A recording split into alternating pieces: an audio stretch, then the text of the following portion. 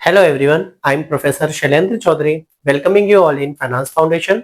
आज हम लोग प्रोजेक्ट मैनेजमेंट सब्जेक्ट में इन्वेस्टमेंट डिसीजंस के न्यूमेरिकल को सॉल्व करने के लिए आएंगे, जिसे हम कैपिटल बजटिंग भी बोलते हैं। ये जो क्वेश्चन है ये प्रीवियस ईयर एग्जामिनेशन में आया हुआ है, इसलिए आप ज्यादा फोकस होकर इसे देखिएगा।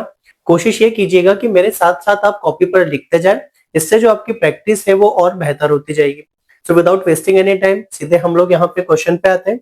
तो देखिए क्वेश्चन आपके पास गिवन है कि कंपनी है वो क्या करना चाहती है, 160 लाख इन्वेस्टमेंट चाहती है फिक्स एसेट के अंदर। इसके बाद 40 लाख रुपीस जो कंपनी है वो इन्वेस्टमेंट करना चाहती है वर्किंग कैपिटल के अंदर। इसके बाद क्वेश्चन गिवन है कि जो हमारा प्रोजेक्ट है वो कितना रिवेन्यू जनरेट कर सकता है, 300 लाख हर एक साल में। इसके बाद देके रखा है जो रॉ मटेरियल रिक्वायरमेंट है वो कितना परसेंट है, 45%। किसका 45%? सेल्स का।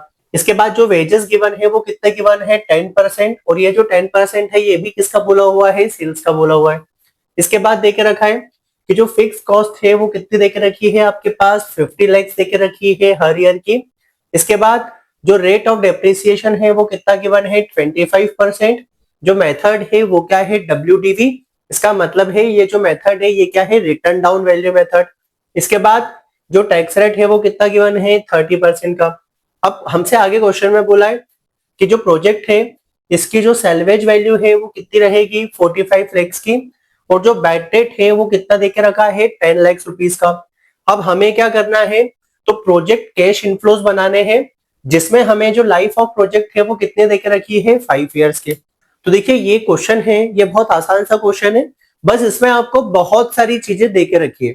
तो एक जो कंफ्यूजन होगा वो यही होगा आपके लिए कि आपके पास मल्टीपल चीजें देके रखी है। अगेन जैसा मैं बोलता हूं कि जब इस तरह का क्वेश्चन आएगा तो हम लोग वापस बेसिक्स पे आ जाएंगे।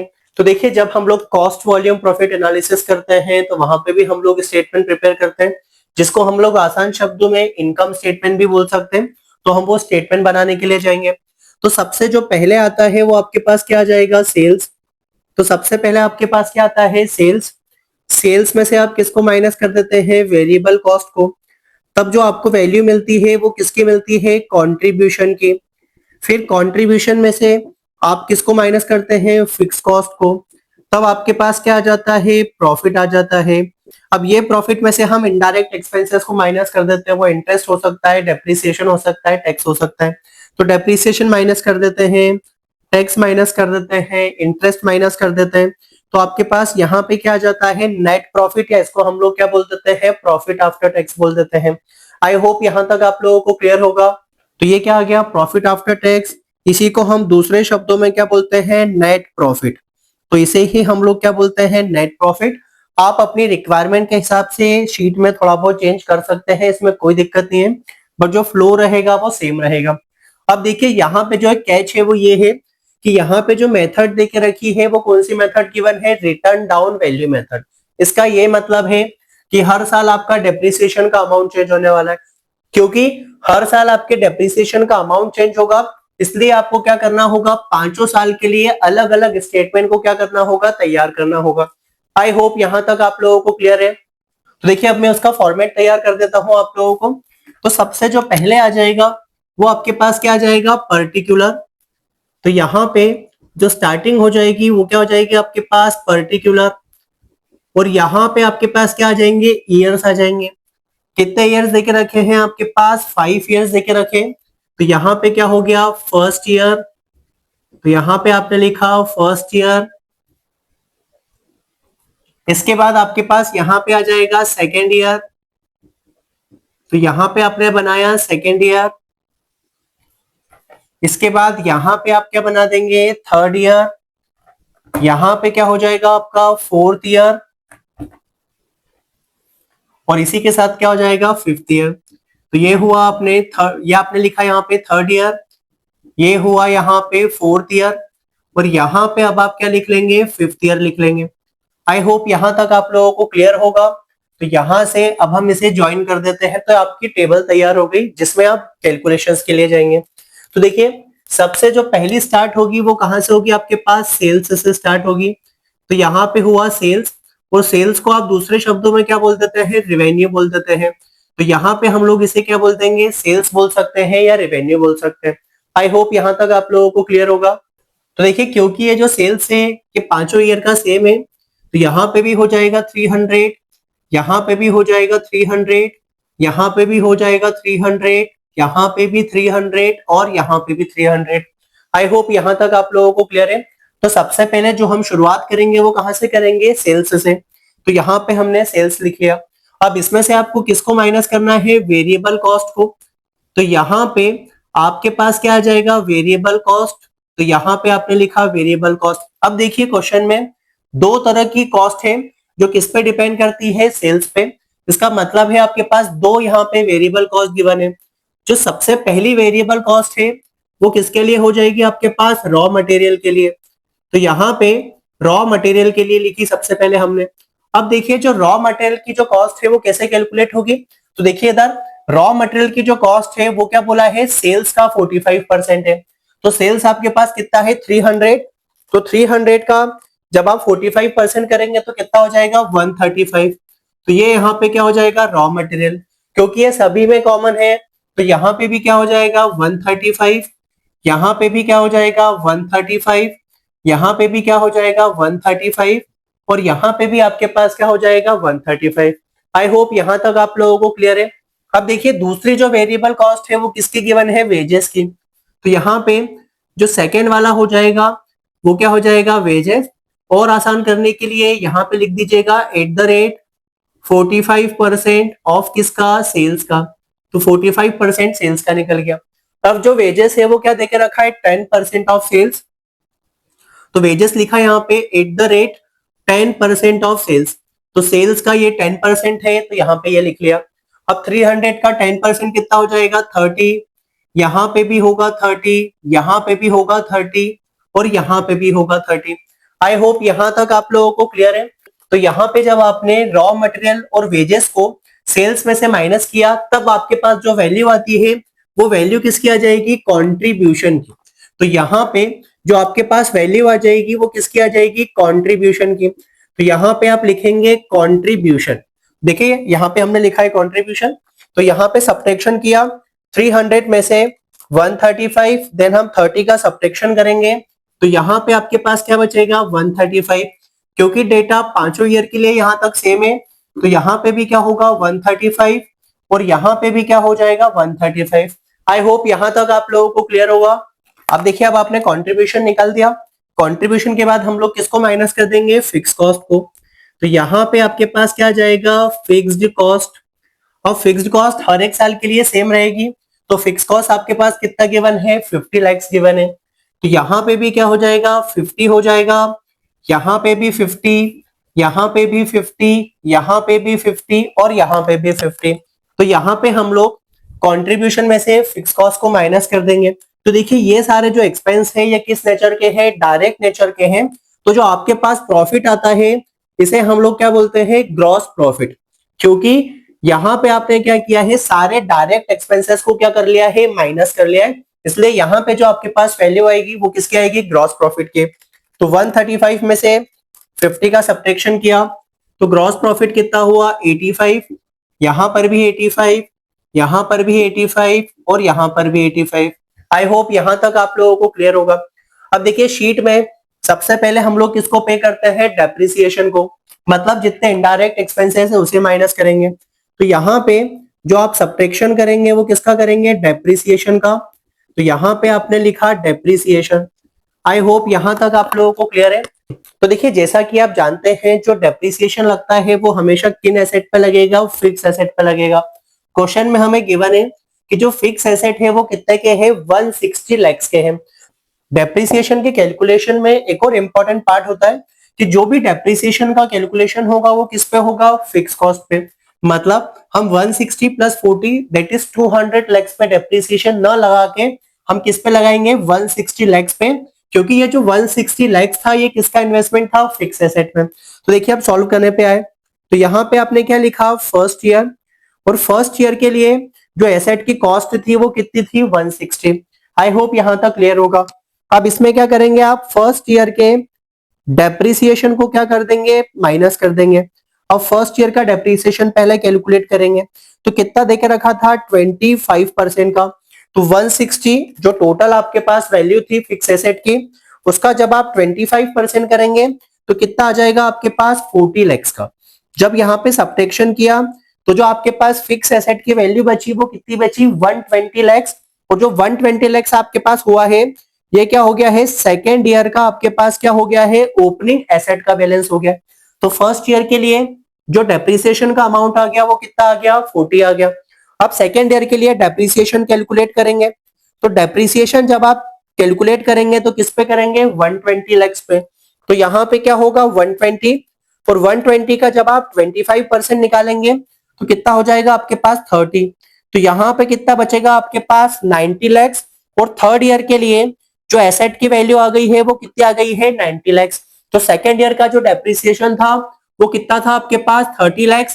तो यहाँ पे आपने क्या किया 30 lakhs पुट कर दिया। आई होप यहां तक आप लोगों को क्लियर होगा। अब देखिए इसके बाद थर्ड ईयर के लिए डेप्रिसिएशन कैलकुलेट करेंगे तो यहाँ पे आपके पास आएगा डेप्रिसिएशन माइनस करेंगे आप किसका थर्ड ईयर का। तो डेप्रिसिएशन थर्ड लिखा। अब जो एसेट की वैल्यू थी ईयर स्टार्टिंग में वो कितनी थी 90। तो 90 पे हम लोग 25% निकालेंगे तो जो डेप्रिसिएशन का अमाउंट आ जाएगा वो कितना आ जाएगा 22.5 lakhs। तो 90 lakhs में से 22.5 का आप लोग क्या कर देंगे सब्ट्रैक्शन कर देंगे। तो ये क्या होगा 90 lakhs माइनस क्या करोगे आप 22.5। तो जो आपके पास एसेट की वैल्यू बचेगी फोर्थ ईयर के स्टार्टिंग में वो आपके पास कितनी हो जाएगी 67.5।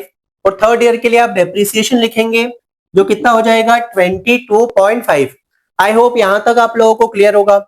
अब फोर्थ ईयर के लिए आप डेप्रिसिएशन कैलकुलेट करेंगे तो फोर्थ ईयर के लिए जो डेप्रिसिएशन कैलकुलेट होगा वो किस पे होगा 67.5 पे। इसका जब आपने 25% निकाला तो कितना आ गया आपके पास 16.875। तो फोर्थ ईयर के लिए जो डेप्रिसिएशन हो गया वो कितना हो गया 16.875। अब फिफ्थ ईयर के लिए एसेट की वैल्यू आ गई तो फिफ्थ ईयर के लिए अब क्या करेंगे आप एसेट की वैल्यू निकालने के लिए आ जाएंगे। तो कितना था आपके पास 67.5 ईयर स्टार्टिंग में। इसमें से जब आपने डेप्रिसिएशन को माइनस किया तो जो वैल्यू आ जाएगी वो कितनी आ जाएगी 50.625। तो ये क्या हो गया 50,625। आई होप यहां तक आप लोगों को क्लियर होगा। अब हम लोग क्या करेंगे फिफ्थ ईयर के लिए डेप्रिसिएशन निकालेंगे। तो फिफ्थ ईयर के लिए आप क्या करेंगे यहाँ पे डेप्रिसिएशन निकालने के लिए आएंगे तो 50.625 का जब आप 25% निकालेंगे तो ये क्या हो जाएगा 12.656। तो ये फिफ्थ ईयर के लिए जो डेप्रिसिएशन हो गया वो कितना हो गया 12.656। तो यहाँ पे कैलकुलेट किया 12.656।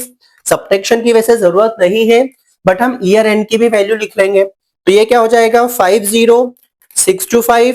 इसमें से माइनस कर लेंगे 12.656 का तो जो वैल्यू हो जाएगी वो कितनी हो जाएगी 37.969। आई होप यहां तक आप लोगों को क्लियर होगा। तो हमने यहाँ पे पांचों साल के लिए डेप्रिसिएशन कैलकुलेट कर लिया। आई होप यहां तक आप लोगों को क्लियर है। तो देखिए अब डेप्रिसिएशन के बाद यहाँ पे क्वेश्चन में एक और आपके पास क्या गिवन है बैड डेट एक्सपेंस भी गिवन है। तो यहाँ पे आपके पास क्या होगा बैड डेट। बैड डेट जो देके रखा है वो कितना देके रखा है 10 lakhs का। क्या देके रखा है एंड ऑफ द ईयर में जो बैड डेट है वो ऐसा बोला हुआ है कि 10 लाख रुपए का बैड डेट है पूरे प्रोजेक्ट में।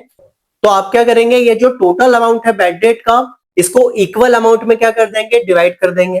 तो 10 में आपने 5 का डिवाइड किया तो 2 आपके पास यहाँ पे भी बैड डेट हो गया 2 यहाँ पे भी हो गया 2 यहाँ पे भी हो गया। आई होप यहां तक आप लोगों को क्लियर है। तो आपने क्या किया जितने आपके पास ईयर थे सभी में क्या किया बैड डेट का अमाउंट कैलकुलेट कर लिया। अब यहाँ पे जो आपके पास आ जाएगा ये क्या आ जाएगा नेट प्रॉफिट आ जाएगा। आई होप यहां तक आप लोगों को क्लियर है।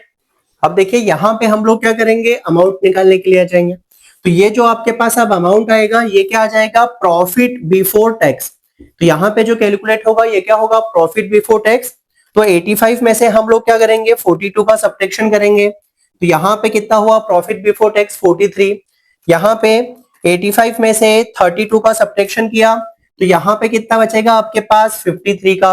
अगेन आप 85 में से 22.5 माइनस आपने 2 किया तो यहाँ पे कितना बचेगा 60.5। इसके बाद 85 में से 16.875 इसके बाद 2 का सब्ट्रैक्शन किया तो ये कितना बचा 66.125। अब देखिए इसके बाद 85 में से 14.656 का सब्ट्रैक्शन किया तो कितना बचेगा आपके पास 70.344। आई होप यहां तक आप लोगों को क्लियर होगा। इसके बाद अब हम लोग क्या करेंगे, टैक्स का कैलकुलेशन कर लेंगे। कितना परसेंट गिवन है यहाँ पे 30%, तो 30% टैक्स आप इसका कैलकुलेट करेंगे। तो 43 मल्टीप्लाई बाय 30% किया कितना हो गया आपके पास 12.9। 53 मल्टीप्लाई बाय 30% किया तो कितना हो गया आपके पास 15.9। इसके बाद 60.5 का 30% किया तो कितना हो जाएगा आपके पास 18.15। इसके बाद तो यहाँ पे 66.125 का 30% किया तो कितना आ जाएगा 19.8375। इसके बाद 70.344 का जब आपने 30% निकाला तो वैल्यू क्या आ जाएगी आपके पास 21.103। अब यहाँ पे हम लोग क्या करेंगे, प्रॉफिट आफ्टर टैक्स निकाल लेंगे। तो यहाँ पे क्या निकालेंगे हम लोग, प्रॉफिट आफ्टर टैक्स। क्या किया इसके लिए, 43 में से 12.9 का सब्ट्रैक्शन किया तो कितना हो गया 30.1। यहाँ पे 53 में से 15.9 का सब्ट्रैक्शन किया तो कितना होगा 37.1। यहाँ पे 60.5 में से 18.15 का सब्ट्रैक्शन किया तो कितना आ गया आपके पास 42.35। यहाँ पे 66.125 में से 19.8375 का सब्ट्रैक्शन किया तो कितना हो जाएगा आपके पास 46.2875। इसके बाद 70.344 में से 21.103 का सब्ट्रैक्शन किया तो कितना हो जाएगा ये 49.241। आई होप यहां तक आप लोगों को क्लियर होगा। तो यहाँ पे हमने प्रॉफिट आफ्टर टैक्स निकाल दिया, लेकिन हमें क्या निकालना है, यहाँ पे कैश इनफ्लो निकालना है। अब कैश इनफ्लो के लिए हम लोग क्या करेंगे, यहाँ पे प्रॉफिट आफ्टर टैक्स प्लस यहाँ पे डेप्रिसिएशन कर लेंगे। तो यहाँ पे कितना हुआ 30.1 प्लस जब आप 40 करेंगे तो यहाँ पे कितना हो जाएगा 70.1। यहाँ पे 37.1 में जब आप 30 का एडिशन करेंगे तो कितना हो जाएगा ये 67.1। इसके बाद 42.35 में जब आप क्या करेंगे 22.5 का एडिशन करेंगे तो ये क्या हो जाएगा 64.85। इसके बाद जब आप 46.2875 में एडिशन कर देंगे 16.875 का तो यहाँ पे अमाउंट आ जाएगा आपके पास 63.163 कर देते हैं। इसके बाद हो जाएगा आपके पास 49.241 और इसमें जब आप 12.656 का एडिशन करेंगे तो ये क्या हो जाएगा 61.90। आई होप यहां तक आप लोगों को क्लियर होगा। तो यहाँ पे जो हमसे क्वेश्चन में पूछा था कि आपको क्या बताने हैं, कैश इनफ्लोज बताने हैं, या आपने बना लिया है। तो यहाँ पे हमारा क्वेश्चन कंप्लीट हो गया है। आई होप आपको क्वेश्चन समझ में आया होगा।